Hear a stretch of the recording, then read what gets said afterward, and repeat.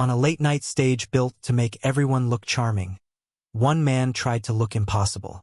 Under the hot studio lights, Orson Welles stepped toward the desk, not like a guest, but like a magician claiming ownership of the room. Numbers flew. A chalkboard waited. The audience reacted in that specific American way, half laughter, half belief, until the trick began to feel too perfect, too fast, too clean. Johnny Carson didn't shout. He didn't argue. He simply watched, smiling like a host, while calculating like a gatekeeper. And when the segment ended, something colder than embarrassment lingered. The sense that the show itself had been tested. How much power did a late-night host really have? And what happened to the stars who crossed a line nobody ever wrote down? In American late-night television, blacklisted was never a word you could point to. There was no memo, no announcement, no press conference. Yet everyone in the industry knew exactly what it meant when a guest stopped appearing. In the era ruled by Johnny Carson, absence itself became policy. If Carson did not invite you back to The Tonight Show starring Johnny Carson, the rest of television understood the message without it ever being spoken. This was not cruelty for its own sake. It was power operating efficiently. Before social media, before viral clips, late-night talk shows were the single most important gateway between celebrities and the American public. A strong Tonight Show appearance could sell books, revive albums, rescue films, or reframe a reputation overnight. The couch was not furniture. It was a cultural checkpoint. To lose access to it was to lose momentum in real time. What made the blacklist especially effective was its informality. Agents would pitch a guest. The booking department would hesitate. Not this cycle. Maybe later. Weeks passed. Then months. Eventually, the calls stopped. No one needed to say the word banned. In a tightly connected industry, silence traveled faster than explanation. A guest who disappeared from Carson's orbit was quietly labeled unpredictable, unsafe, or disloyal. 3 qualities late night could not afford. Talk shows marketed spontaneity, but behind the desk lived rigid control. Segments were timed to the second. Laughs were anticipated. Advertisers bought predictability. Hosts were trusted to manage the room, the guest, and the audience simultaneously. Any appearance that threatened that balance, whether through physical risk, functional breakdown, or humiliation of the host, was treated not as entertainment, but as operational failure. The blacklist also thrived because it avoided public conflict. Scandals invited debate. Silence ended it. A celebrity could not apologize on a stage they were no longer allowed to step onto. Without access, there was no opportunity to repair image, clarify intent, or regain trust. The system did not need to destroy reputations loudly. It only needed to stop amplifying them. In an era before digital alternatives, that quiet withdrawal functioned like a cultural off-switch. And once flipped, it was rarely turned back on. Late-night television never claimed to be a courtroom, but it operated like one. There were no written charges, no formal verdicts, and no appeals process. Yet careers were judged, weighed, and quietly dismissed based on a single question that mattered more than talent or fame. Can this person be trusted on live television? Trust in late night did not mean honesty or likability. It meant predictability. It meant that when the red light turned on, the guest would respect the invisible architecture holding the show together. That architecture was fragile. A live audience, a strict clock, advertisers paying for calm continuity, and a host whose authority had to remain absolute. Anyone who threatened that balance, even unintentionally, was no longer an asset. They were a risk. In 1987, Crispin Glover walked onto David Letterman's stage already labeled as unconventional. That label alone was not dangerous. Letterman's entire brand was built on awkwardness, irony, and guests who felt slightly off-center. Glover's posture, his tone, even his confrontational energy could have fit inside that ecosystem. What could not fit was what came next. As the interview drifted, Glover stood up, pivoted his body, and launched a high kick toward Letterman's face. The kick missed, but the damage was immediate. Letterman stood up not as a performer, but as a man protecting physical space. In that instant, the illusion of control shattered. From the couch, it may have looked like chaos flirting with comedy. From the control room, it looked like a safety breach. Live television has no tolerance for physical unpredictability. A guest who appears capable of violence, even symbolic violence, forces the network into legal, ethical, and financial danger. What mattered was not whether Glover intended harm, but that Letterman could no longer guarantee safety. And once a host loses that guarantee, the system responds without hesitation. There was no argument afterward. No public condemnation. Glover simply stopped appearing. The absence did the work. Agents understood. Bookers recalibrated. The message spread quietly. This guest disrupts control. In late night, that label is terminal.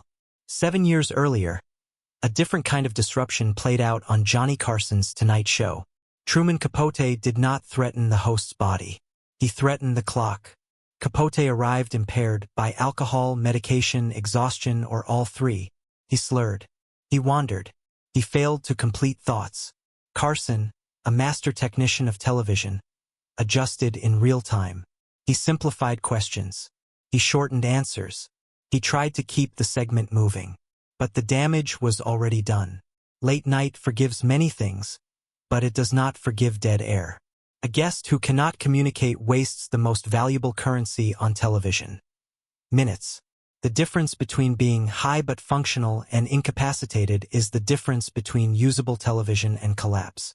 George Carlin could arrive altered and still deliver precision. Capote could not. The audience laughed nervously, sensing that something had gone wrong. And when the cameras cut to commercial, Capote's future on late night effectively ended. Carson never announced a ban. He did not need to. His silence was interpreted as instruction. In Carson's era, if you were no longer welcome on The Tonight Show, the rest of the industry followed suit. Not out of fear but alignment. Carson's judgment was treated as cultural consensus. If Glover violated physical safety and Capote violated functional discipline, Joan Rivers committed the most personal offense of all: betrayal of loyalty. Rivers was not just a frequent guest. She was Carson's chosen substitute host, entrusted with the desk itself. That trust came with an unwritten expectation, one never spoken aloud but universally understood. You do not surprise the king. When Rivers accepted a competing late-night show on Fox in 1986 without informing Carson beforehand, the act was interpreted not as ambition, but as treason. Carson reportedly learned of the deal through the press. In a system built on private understandings, that omission mattered more than contracts. Carson severed contact. Rivers was no longer welcome. And because Carson's influence extended beyond his own show, the silence followed her elsewhere. Rivers survived professionally. She reinvented herself repeatedly. But the cost was enduring.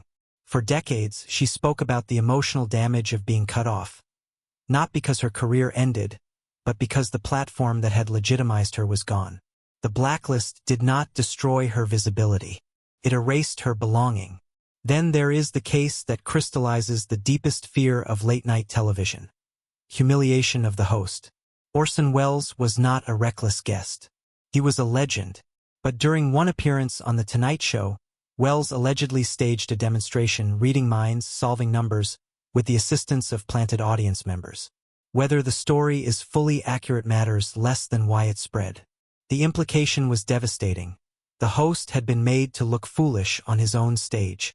Late night tolerates many sins. It does not tolerate being outsmarted in public.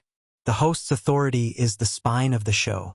If that authority cracks, everything downstream, laughter, trust, advertising, becomes unstable. After that appearance, Welles was reportedly never invited back. Again, no announcement, just absence. Across these cases, the pattern is unmistakable. The blacklist was not moral.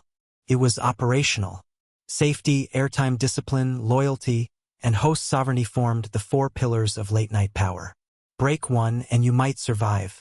Break more than one, and the system quietly closes its doors. What makes this system chilling is not its cruelty, but its efficiency. No confrontations. No apologies accepted. No redemption arc offered. Once trust was lost, access was revoked. And without access, a celebrity could not defend themselves, explain intent, or rewrite the narrative. They simply faded from the most powerful stage in American culture. To understand why blacklisting worked so thoroughly, you have to look at the men behind the desk, not as entertainers but as institutions. In late-night television's golden age, the host was not merely the face of the show. He was the show. And no one embodied that more completely than Johnny Carson. Carson's authority did not come from confrontation. Came from inevitability. For 3 decades, The Tonight Show was the final stop in American culture. Politicians, movie stars, authors, and comedians all passed through that studio with the same understanding. Approval here meant legitimacy everywhere else. When Carson stopped inviting someone back, it wasn't framed as punishment. It was treated as consensus. Networks aligned. Agents adapted. The industry moved on. Carson never had to raise his voice, because his silence carried more weight than any headline. What made Carson's power unique was its centralization. There were fewer platforms, fewer alternatives, and no digital escape routes. A guest who lost Carson lost the country. This allowed him to enforce unwritten rules without explanation. Respect the desk. Respect the clock. Respect the relationship. Break those rules and you did not get yelled at, you got replaced. David Letterman inherited a different landscape, but the core mechanism remained intact. Letterman cultivated discomfort, irony, and the feeling that anything could happen. His show welcomed awkwardness and rewarded unpredictability, up to the moment unpredictability threatened control. That is where the boundary hardened. Letterman allowed guests to be strange, but not dangerous. He allowed mockery, but not humiliation of the host. Crispin Glover crossed that line not because he was weird, but because he made the host stand up to protect himself. In late night, that visual alone redefined the guest from performer to liability. The difference between Carson and Letterman was not power, but style. Carson ruled like a monarch. Letterman ruled like a curator of chaos. Both relied on the same enforcement tool: access. Carson removed access through paternal distance. Letterman removed it through professional recalibration. The result was identical. The guest disappeared. By the time late night entered the modern era, the monopoly weakened. Cable networks multiplied. Streaming fractured audiences. Social media allowed celebrities to speak directly to fans without waiting for an invitation. A guest banned from one show could appear on another, start a podcast, or reframe a scandal online within hours. The blacklist lost its ability to suffocate completely. But it did not vanish. It evolved. Modern cancel culture is louder and faster, but often shorter-lived. Outrage spikes, then fades. In contrast, the old late-night blacklist was quiet and durable. It did not demand public agreement. It simply withdrew oxygen and waited. This raises an uncomfortable question. Would Johnny Carson's silence still work today? Probably not with the same force. But in his era, and even into Letterman's, the host's control over access meant control over narrative. And narrative, more than truth or talent, determined who stayed visible. The stage changed. The desk changed. The audience changed. But the principle remained the same. In late night, power belonged to whoever controlled who got to sit down. The most damaging part of a talk show blacklist was never the night it happened. It was the years that followed, shaped by absence rather than outrage. Careers did not always collapse. Many of the people quietly erased from late night continued to work, continued to earn, continued to exist. But they did so without the one tool that allowed celebrities to redefine themselves in the public imagination: controlled visibility. For Crispin Glover, the disappearance from late night froze his image in time. Without follow-up appearances, without chances to contextualize his behavior, the 1987 incident became his defining television moment. He was no longer an actor who happened to be eccentric. He was that guest. Glover continued making films, often on the margins, but his relationship with mainstream television never fully recovered. The blacklist did not destroy his career. It narrowed it. Truman Capote's fate was more fragile. By 1980, television was one of the last remaining bridges between his literary legacy and a mass audience. When that bridge closed, there was nothing to replace it. Capote's work remained celebrated, but his presence disappeared. Without late night, he lost the ability to be seen as alive rather than archived. The blacklist did not erase his talent. It erased his relevance in real time. Joan Rivers represents the most complicated aftermath. She fought her way back into public life through relentless reinvention, stand-up, fashion television, reality media.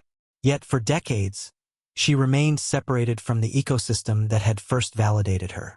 Rivers spoke openly about the pain of being cut off from Johnny Carson, not because she lacked success, but because she had lost her place at the table that defined legitimacy. When she finally returned to The Tonight Show in 2014, long after Carson's death, the moment felt less like forgiveness than closure. The silence had already shaped the story. Orson Welles suffered a different kind of consequence: mythologization. The story of him outsmarting Johnny Carson became a cautionary tale repeated in whispers. Whether fully accurate or not, the rumor itself was enough to mark him as a risk. Welles continued to be revered as a genius, but increasingly framed as unmanageable. The blacklist worked not by proving guilt, but by letting suspicion linger unchallenged. Across all these cases, one truth emerges. The late-night blacklist did not end lives. It redirected them. It removed the right to respond. And in an industry where narrative is everything, losing that right was often more damaging than any scandal could ever be. Late-night television has always presented itself as a place of redemption. A couch, a desk, a host's smile. An invitation to explain yourself, to be forgiven, to start again. But behind that promise sat a quieter truth. Late night was never built to rescue people. It was built to protect itself. The stories of Crispin Glover, Truman Capote, Joan Rivers, and Orson Welles are not morality tales. They are case studies in how power maintains order without ever raising its voice. No bans were announced. No careers were officially ended. The system simply withdrew access and waited. In Hollywood, that kind of silence is not neutral. It shapes memory. It decides who gets context and who gets reduced to a single moment. Scandals explode and fade. Apologies trend and disappear. But silence endures. It denies the chance to respond, to evolve, to be seen again on equal footing. And in the pre-social media era, when late-night television controlled the most important gateway to public legitimacy, losing that access was often irreversible. These stories force an uncomfortable question. Who really controls culture? The stars who perform, or the gatekeepers who decide when the cameras stop rolling? If you believe fame is fragile, these stories explain why. If you believe power prefers quiet solutions, these stories prove it. Subscribe for more cinematic investigations into the hidden rules of American television. And comment below. Do you think these bans were justified? Or were they quiet abuses of power?